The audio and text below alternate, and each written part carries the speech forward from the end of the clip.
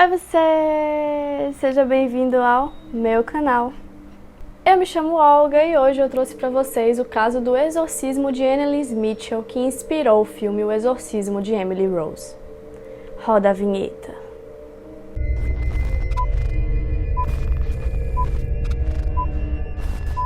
Quando a gente assiste um filme de terror, o que faz com que a gente consiga dormir à noite e acalma nossos corações é saber que aquilo ali não passa de uma grande mentira, né? Pois eu receio lhe dizer, meu amigo, que nesse caso não foi mentira, não. Esse caso aconteceu em Klingenberg, na Alemanha.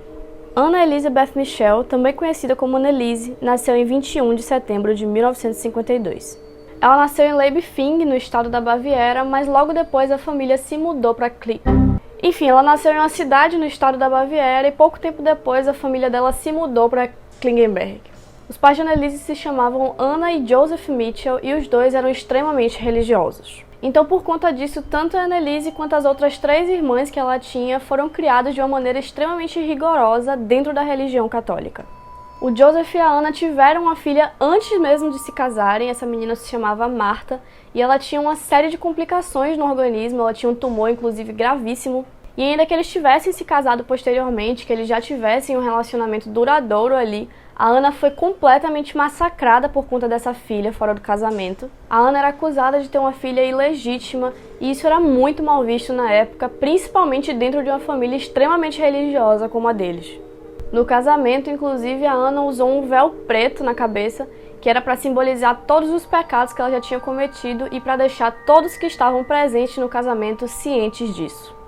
Então toda essa questão fez com que a Anna e o Joseph se debruçassem mais ainda sobre a fé deles, então isso fortaleceu e muito a crença deles na religião.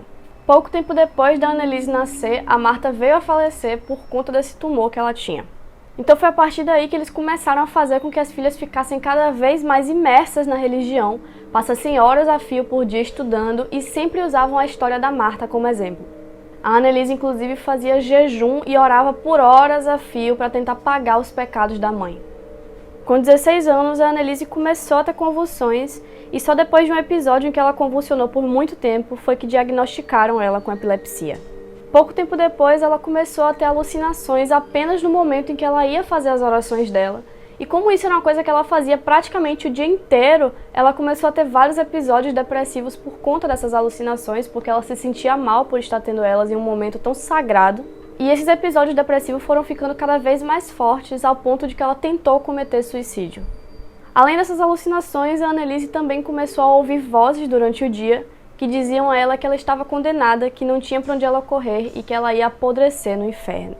A Anneliese passou por uma série de exames em uma clínica psiquiátrica e lá ela foi diagnosticada com epilepsia e esquizofrenia.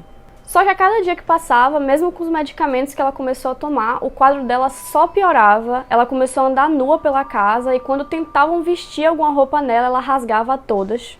Além disso, ela começou a comer carvão, terra, insetos que ela encontrava andando pela casa. Ela também bebia a própria urina e os vizinhos relatam que ouviam a Anneliese gritar por horas a fio durante a noite.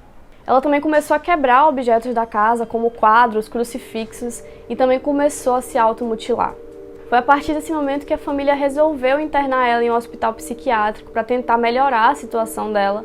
Só que muito pelo contrário, isso só fez piorar o quadro de Anneliese. Ao invés de ajudar ela com alguma coisa, a depressão dela foi ficando cada vez mais profunda. Nesse período, a Anneliese, além das crises que ela tinha, ela começou também a sentir repulsa e medo de objetos religiosos. Objetos e lugares, porque ela não conseguia mais entrar em capela, ela não tinha mais contato com crucifixos, ela passava mal quando fazia isso. E a Anneliese continuava tomando os medicamentos, tanto para epilepsia quanto para depressão, só que nenhum adiantava, então tanto ela como algumas pessoas que acompanhavam o quadro dela começaram a suspeitar de uma possessão demoníaca. Em 1970, ela começou a ter alucinações cada vez mais fortes e passou a narrar elas para sua família. Ela dizia que via o que ela chamava de faces do diabo, que era quem falavam aquelas coisas para ela e aterrorizavam ela o dia inteiro. Então ela pediu para ser exorcizada e o hospital, quando ficou sabendo disso, aumentou a dose dos remédios dela, só que não adiantava nada. Ela continuava sentindo as mesmas coisas, tendo as mesmas alucinações, mesmo tomando os medicamentos. Inclusive ela continuou usando esses remédios regularmente até o dia de sua morte. Como ela suspeitava dessa possessão e os pais já estavam descrentes do tratamento médico, eles entraram em contato com o padre Ernest Alt para que ele pudesse ajudar no caso. Em 1974, Ernest concluiu que sim, aparentemente ela estava mesmo possuída e precisava ser submetida a uma sessão de exorcismo. Só no ano seguinte foi que conseguiram autorização para isso, então em setembro de 1975, o Ernest se reuniu com o padre Arnold Rance e eles começaram os rituais de exorcismo em Anneliese. Ao todo foram 67 sessões de exorcismo em 9 meses, elas aconteciam 2 vezes na semana e cada sessão durava em torno de 5 horas. Os demônios que se comunicavam através de Anneliese assumiam diversas identidades, eles se apresentavam como Nero, Caim, Lúcifer, Judas e até mesmo Hitler. O padre contou que durante as sessões a Anneliese tinha que ser segurada por 3 homens para ser contida e em alguns momentos chegou a ser acorrentada na cama para não machucar ninguém. Ela inclusive fraturou o joelho em uma das sessões por conta dos espasmos que ela tinha, que chegavam a ser 400 em uma única sessão.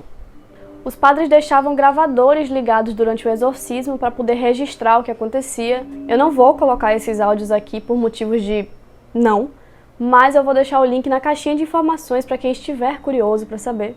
E eu adianto que dá medo sim, antes que você ache que não, porque eu não sinto medo de nada, eu não tenho medo de filme de terror. Eu também não tinha até ouvir esses áudios, eu fiquei um pouco cabreira, não vou mentir. A voz dela tá completamente diferente do normal, tá muito grossa, ela não teria como forçar aquilo. Além de que em alguns momentos tem várias vozes falando por ela ao mesmo tempo, então é bem perturbador sim. Inclusive em determinado momento dos áudios ela fala em aramaico antigo, que é uma língua morta e que ela nunca teve contato. Após uma das sessões, a Anneliese contou para a mãe que teve um sonho com Maria, a mãe de Jesus.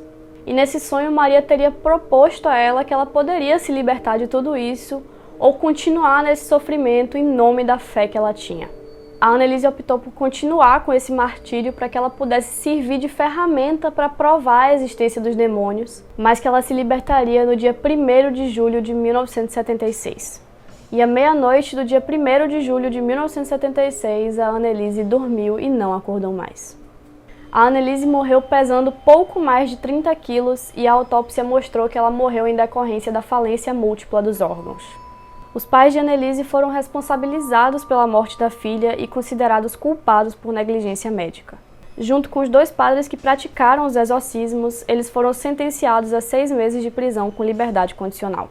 Quando começou o processo dos pais de Anneliese, eles solicitaram a exumação do corpo da filha, pois eles teriam recebido uma mensagem de uma freira dizendo que sonhou com Anneliese e que o corpo dela estaria intacto. Segundo ela, isso seria a prova de que o que aconteceu com a menina teria sido algo sobrenatural.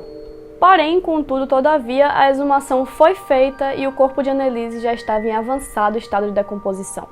As fotos da exumação nunca foram divulgadas, então é óbvio que existem diversas teorias em cima disso. Algumas pessoas que acompanharam o processo de exumação disseram que quando moveram ela de uma cova para outra, pegaram ela pelas mãos e pelos pés, e como ela já estaria em avançado estado de decomposição, não teria como segurarem ela diretamente pelos pés e pelas mãos.